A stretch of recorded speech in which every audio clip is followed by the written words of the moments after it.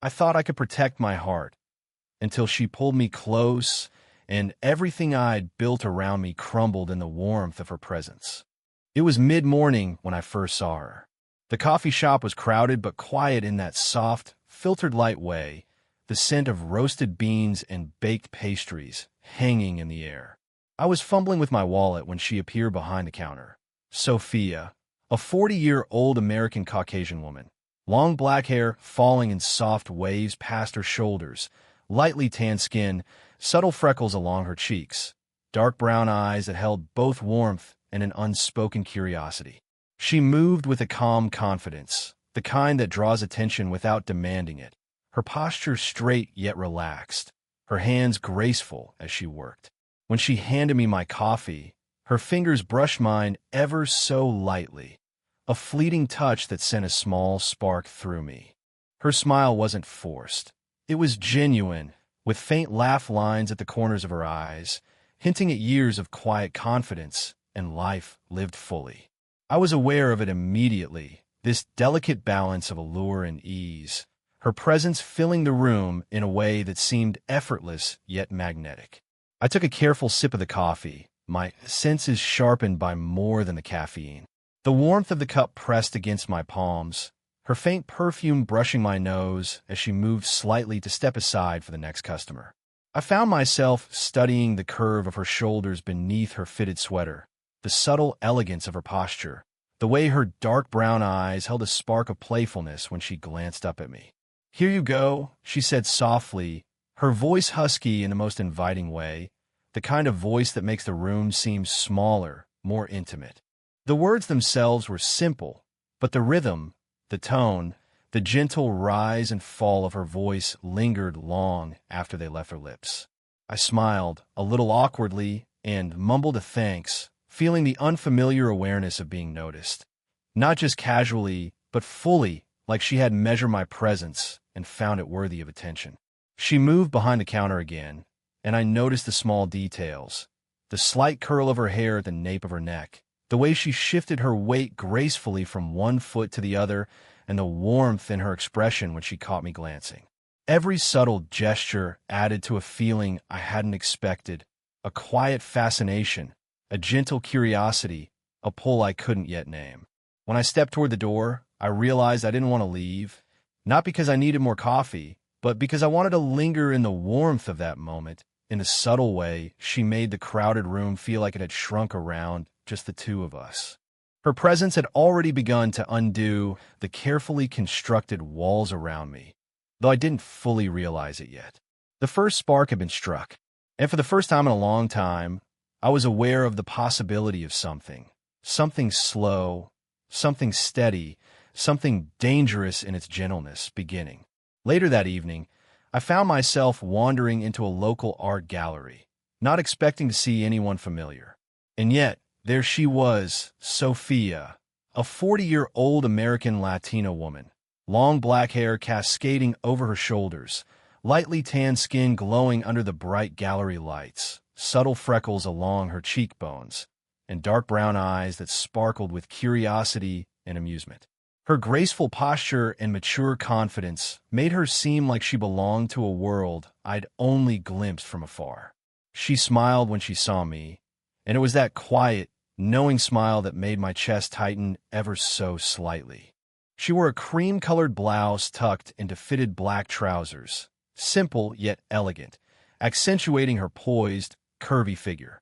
There was a softness in her expression that hinted at vulnerability beneath her outward confidence, a gentle contrast that drew me in instantly. "Fancy seeing you here," she said, her voice low and warm, echoing softly through the high-ceilinged gallery. I felt it wrap around me like a blanket, steadying yet stirring something new inside. We wandered through the rooms together, moving from one painting to another. I found myself aware of her presence at my side. The gentle brush of her sleeve when we reached for the same brochure, the faint scent of her perfume mingling with the subtle aroma of oil paint and aged canvas. Every small movement felt deliberate, yet effortless, her hand sometimes grazing mine ever so lightly as she gestured toward a painting. Her eyes lingered on the artwork longer than necessary, but then she would glance at me, dark brown eyes meeting mine, a subtle spark of amusement dancing there. She didn't need to speak. Her glance said enough.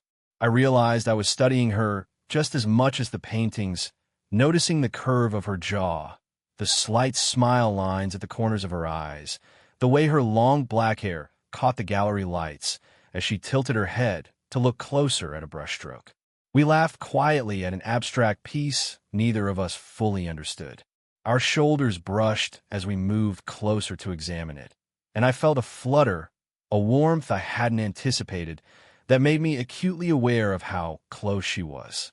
There was a magnetic pull in her presence, subtle and refined, yet impossible to ignore.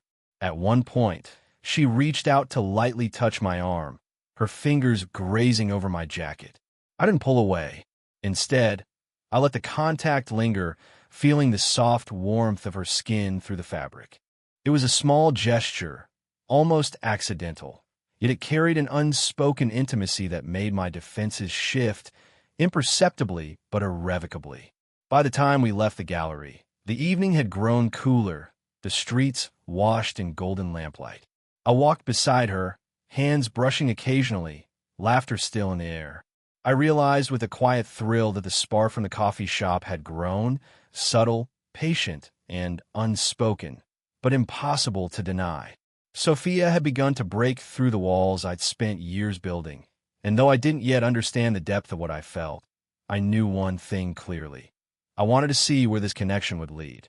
The following morning, I found myself walking through the quiet city park, the early sun spilling golden light across the dew-specked grass.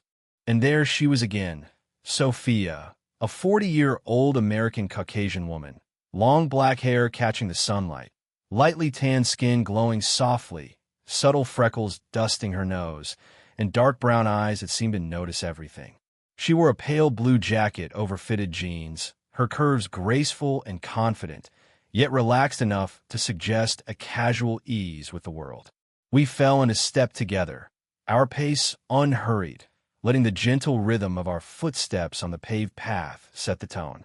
There was a quiet comfort in the way she walked beside me, her presence warm and grounding, yet a hint of vulnerability lingered in her eyes as she scanned the trees and distant benches. It was subtle, the way she tucked a stray strand of hair behind her ear, or how she sometimes exhaled quiet. Birds trilled in the trees overhead, and the breeze stirred Sophia's long hair across her shoulder.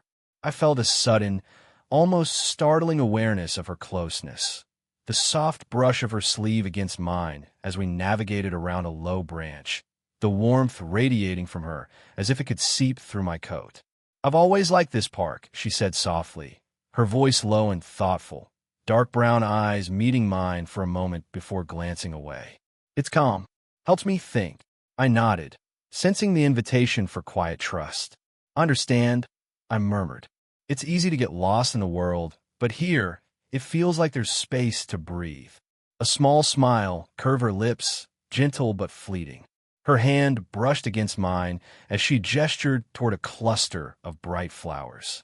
The contact was brief, almost accidental, yet it sparked something I hadn't expected, a flutter in my chest, a warmth that spread from my palm upward. I noticed her hesitation too, the way her fingers lingered near mine before retreating, as if testing the boundaries of this new, fragile connection. We walked a little further, sharing small stories, childhood memories, brief confessions about fears and regrets, each sentence revealing pieces of ourselves we hadn't yet shown to anyone else. The conversation was easy but weighted with unspoken depth. I realized I was no longer guarding my heart the way I usually did. With her, it felt safe to lower the walls, just a fraction, just enough to let her in. At a bench overlooking a small pond, we paused. She leaned lightly against the railing, her hand brushing the wooden surface, and I noticed the vulnerability in the way her shoulders slumped slightly, the way her gaze softened. I felt an urge to reach out, to offer some unspoken reassurance. When our hands brushed again, this time deliberate, fingers pressing softly together, it was as if a quiet understanding passed between us. In that moment, walking through a sunlit park with the warmth of her beside me, I realized something profound. Sophia was beginning to dissolve the barriers I'd spent years building. And though the path ahead was uncertain, I didn't want to pull away. Later that day, the sky darkened unexpectedly. Clouds rolled over the city, heavy and gray, and the first drops of rain began to fall. I was walking along the sidewalk, umbrella in hand, when I noticed her standing beneath the small awning of a cafe, water dripping from the ends of her long black hair. Sophia, a 40-year-old American Latino woman, lightly tanned skin glistening in the rain, subtle freckles across her nose, wearing a soft cream-colored trench coat that hugged her graceful curves, looked up and smiled at me. Dark brown eyes sparkled with a mixture of amusement and mild exasperation, as though the storm had interrupted her day, but not her composure. I hurried over, and she greeted me with a playful shake of her head. "Caught in the rain again," she murmured, her voice warm and low, like velvet brushing against bare skin. I offered my umbrella, but she shook her head. "No, it's fine. I like the rain." As we stood close under the narrow awning, our shoulders brushed, and I felt a warmth that had nothing to do with the shelter. The soft patter of rain created a rhythm around us, the scent of wet pavement and distant flowers rising with each drop. It was intimate and alive, a cocoon carved out of the bustling city by something as simple as the weather. She laughed softly when a particularly strong gust blew a strand of her hair across her face. I reached out instinctively to tuck it behind her ear, fingertips brushing against her temple. The touch lingered a second longer than necessary, and I noticed her breath catch subtly. She didn't pull away. Instead, she leaned slightly closer, a small, unspoken surrender to the moment. We shared quiet conversation as the rain continued, each word punctuated by the soft splash of droplets against the pavement. She spoke about the pressures of her work, the constant balancing act between responsibility and her own desires. Her voice was tinged with vulnerability, yet wrapped in the effortless grace she carried so naturally. I listened, aware of the way her shoulder pressed lightly against mine, how her presence seemed to anchor me in a world that often felt chaotic. When she laughed at something I said, I noticed the softness in her eyes, the way the corners crinkled delicately with her smile. I realized how much I had wanted to be near her, not just for companionship, but for the unspoken intimacy that radiated in her smallest gestures, the brush of a hand, a fleeting glance, the warmth of her body pressed gently alongside mine. The storm passed eventually, leaving behind damp streets that shimmered in the soft, late-afternoon sunlight. Yet the moment lingered, suspended between us. For the first time, I understood the meaning behind the phrase, "she pulled me close." It wasn't just the physical proximity. It was the trust, the quiet vulnerability, the willingness to let someone inside, even when defenses begged to hold firm. As we parted that evening, umbrellas forgotten, I felt my heart beating in a way it hadn't in years. Quiet, steady, yet irrevocably altered by her presence. Sophia had broken through another layer of my walls, and I knew, without words, that this was only the beginning. That evening, I found myself in her kitchen, warm light spilling from overhead lamps, the scent of sautéing garlic and fresh herbs filling the air. Sophia, a 40-year-old American Caucasian woman, stood at the counter, her long black hair cascading over her shoulders, lightly tanned skin catching the glow, subtle freckles dusting her cheeks, dark brown eyes focused yet soft. She wore a pale green blouse tucked into fitted black pants, sleeves rolled up slightly, revealing slender, graceful forearms. Her presence filled the space, commanding yet comforting, mature yet approachable, every movement fluid and intentional. I chopped vegetables nearby, trying to appear busy, though I was acutely aware of her proximity. Every time I reached for a knife or bowl, our hands brushed lightly, accidental or not, sending a small, almost electric shiver up my arm. Each touch was fleeting, yet it made me hyper-aware of her warmth and subtle curves. The kitchen, bright and inviting, felt suddenly intimate. The clatter of utensils, the faint hiss of olive oil in the pan, and the occasional laughter we shared blending into a quiet, private rhythm. "Be careful with the knife," she said softly, eyes glinting with gentle amusement. Her voice had that low, soothing cadence that drew me in, compelling me to focus entirely on her.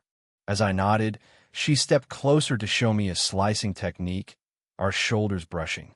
Her hand rested briefly against mine, guiding me with the lightest pressure.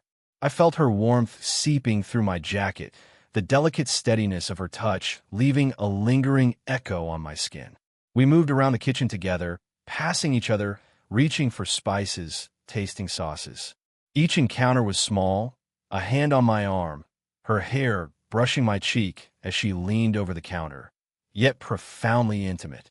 The subtle closeness, the quiet shared glances, the way her dark brown eyes lingered on mine, all worked like a slow unraveling of my defenses.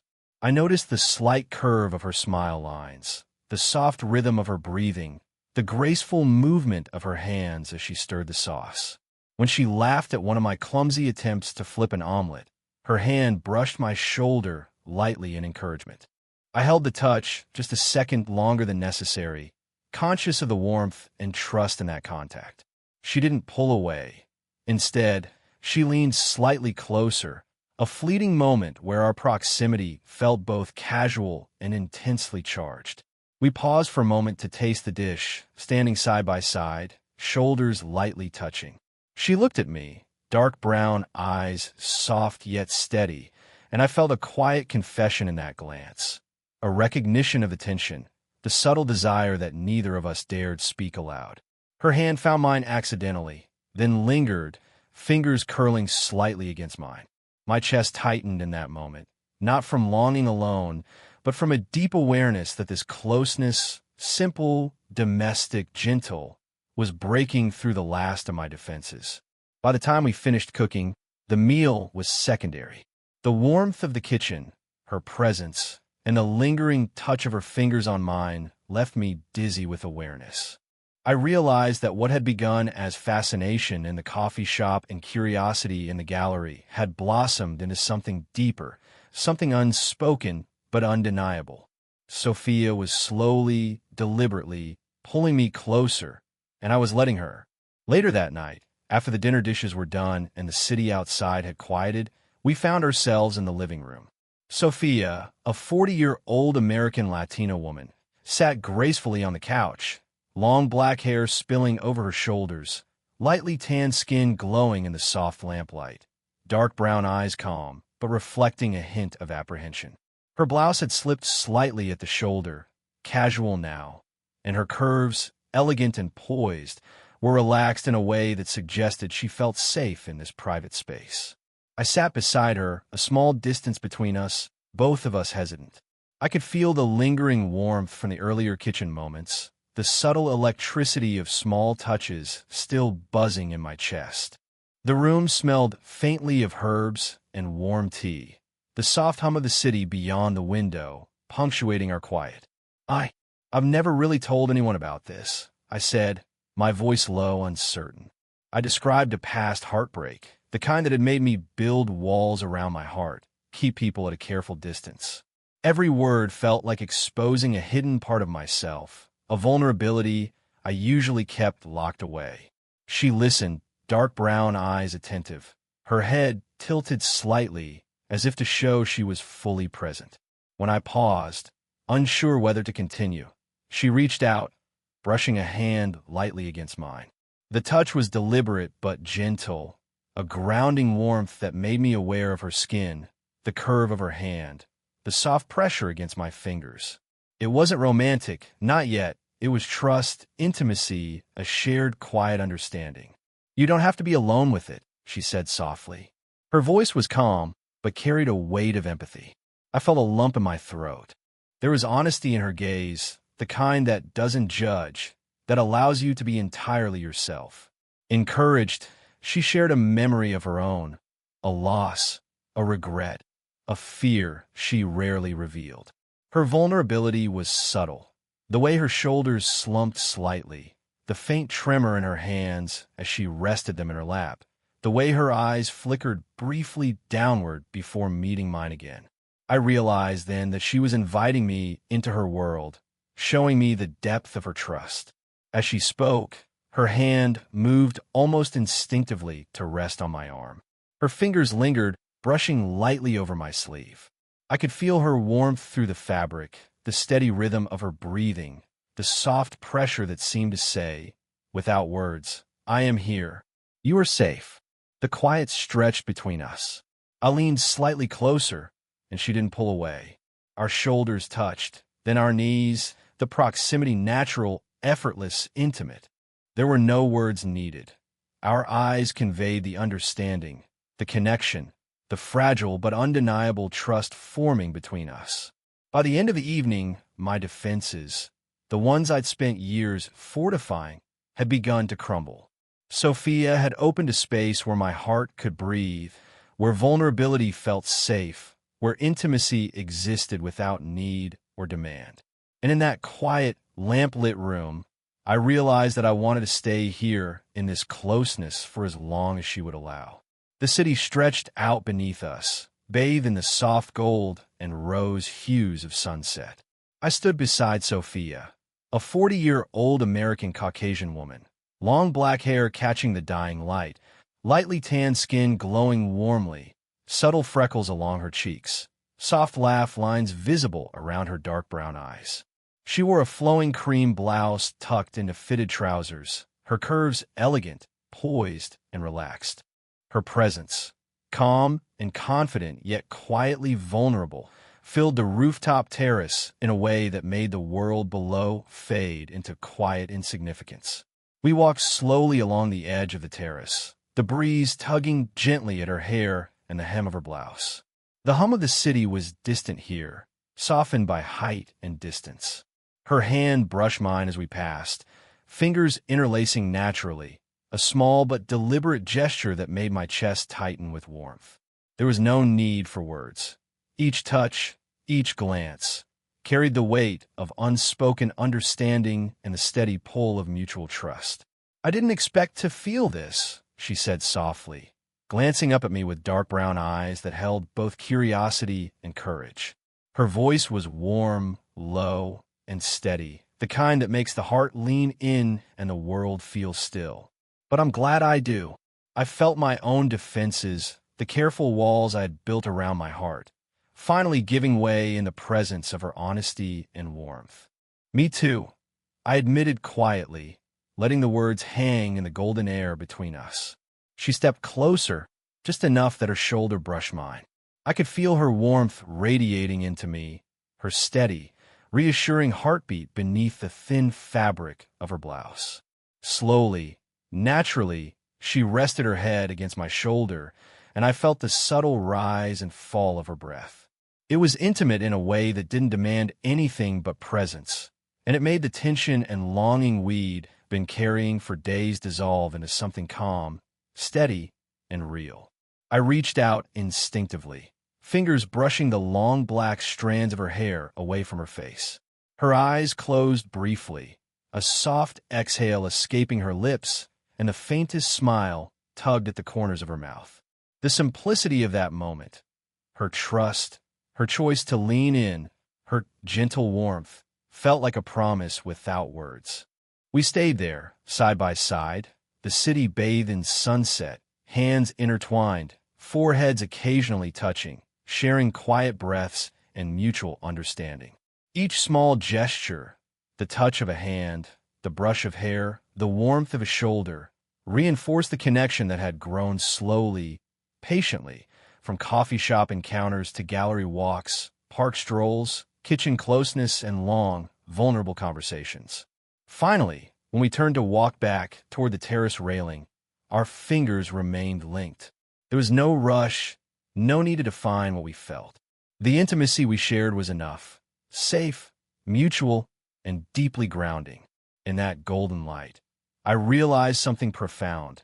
Sophia had pulled me close, broken through every carefully built defense, and in doing so had given me something I hadn't known I could feel again, a steady, unwavering closeness built on trust, tenderness, and the quiet certainty that we had found in each other. The sun dipped lower, casting long, warm shadows across the terrace, and for the first time in a long time, I felt completely at peace with her, with myself, and with the slow, beautiful unfolding of what we had discovered together.